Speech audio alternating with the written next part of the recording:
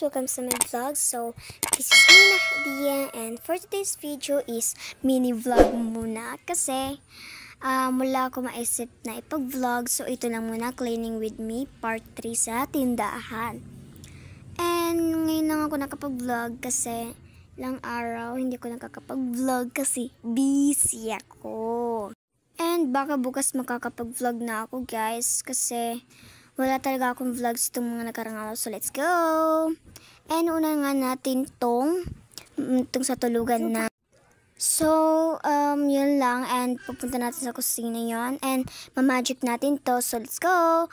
Yan! Ang ganda naman no, nakapag-magic tayo. Ang galing ko talaga. Meron ko talaga magic yung hands ko guys. Syempre, magaling tayo, di ba?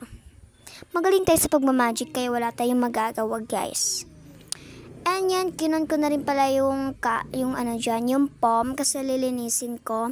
And yan, winalis ko na nga siya. And pagkatapos ko walisin, nag-magic naman ako ulit. So makikita nyo dyan. Okay? And ito na nga yung magic natin guys. Ayan, kita nyo? Magic. Ta!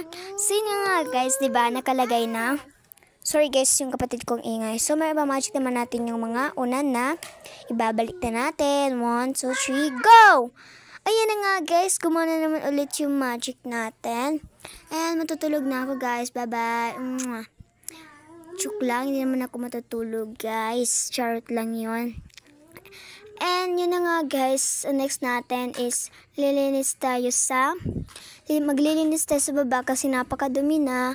And nasa computer ko maglilinis kasi ang dumi-dumi talaga dun guys.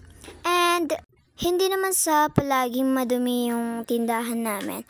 Naglilinis kami. So ngayon lang to pag-vlog ko itong paglilinis. Dahil bukas madumi na naman yan. And lilinisin din naman namin yan ulit. Sorry guys, yung kapatid ko na ang kulit-kulit niya ha. So yung kapatid ko, sinabihan ko na puntahan mo nga yung bumibili kasi meron bumibili. Kasi siya, nagsiselfon lang siya. Wala siyang ginagawa. Charot! And linis ko na rin pala yung ng bangko dyan, yung chair. And malapit na rin tayo matapos guys kasi pawis na ako dyan. And dadaspanin na nga natin yung mga basura. Ipagdadaspan na natin siya dahil aalis na natin siya. And mamaya is sunog na yan guys, sunog na siya. Kasi tatapon na yan talaga kasi ang daming basura, ang dami ng kalat sa basura na yan. And mamaya yata tatapon niya ni daddy or susunugin niya para mawala lahat guys. So kita nyo yan, magda-transition yan. So ayun na nga guys, kita nyo ang ganda diba, nalinis natin. So yun lang naman po guys, thank you for watching my mini vlog and sana nag-enjoy kayo, and don't forget to like, share, comment, and subscribe.